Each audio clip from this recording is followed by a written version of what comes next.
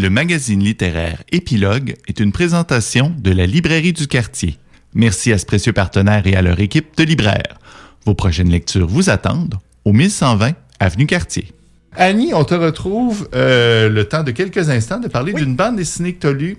Le Père Lachaise, le fameux cimetière à Paris. Oui. On a fait une bande dessinée sur des grands personnages qu'on retrouve là-bas. Exact. Ça s'intitule Le Père Lachaise, légendes, célébrités et sépultures insolites. C'est une pléiade d'artistes de la bande dessinée qui ont chacun choisi une des vedettes, disons ça, qui ont été enterrées au Père Lachaise. Par exemple, de Honoré de Balzac à Jim Morrison, quand même. C'est ça. Jim Morrison, Honoré de Balzac, Chopin, Alfred Musset, évidemment Oscar Wilde, Sarah Bernard et tout. Alors, chaque artiste choisit une de ces célébrités-là, raconte sa vie et explique comment a été choisi l'emplacement au Père Lachaise, les impacts de cet emplacement-là. Faut dire aussi, pour ceux qui ont eu la chance de le visiter, c'est pas juste une stèle toute normale, toute cute, toute simple. Ce sont des monuments à la gloire de ces vedettes-là. On pense à Oscar Wilde, c'est une espèce de truc égyptien complètement pété.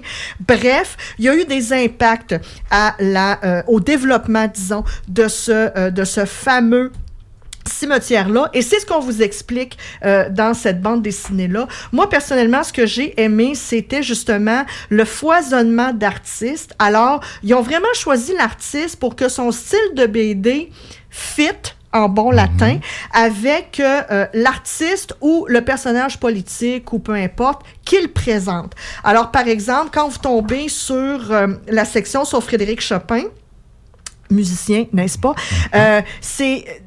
Ça ressemble, il y a une espèce visuellement, il y a une ambiance. Il y a une ambiance Europe de l'Est, l'essence est là, et ça ressemble beaucoup à ce qu'on s'imagine, ou les photos qu'on a vues quand il essaie aussi avec Georges Sand, des choses comme ça. Et après ça, ben, vous passez à quelqu'un d'autre d'un petit peu plus, un petit peu plus intriguant. Ben, vous avez le dessin qui représente tout ça. C'est égal, parce que on voit les différentes, tu passes les pages devant moi. Oui, je passe les pages, exemple. Chaque dessinateur prend son personnage, donc c'est des styles différents, des histoires différentes. C'est ça, une unité? Non. Ah. Non.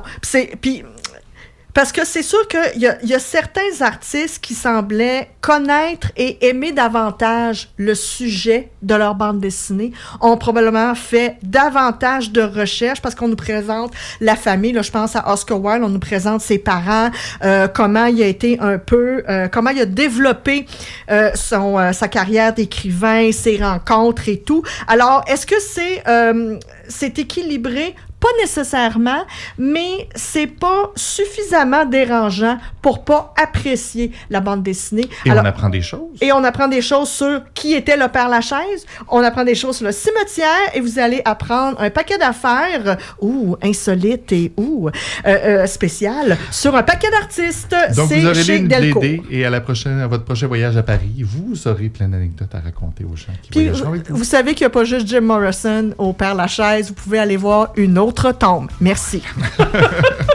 Annie, merci beaucoup pour tes critiques aujourd'hui.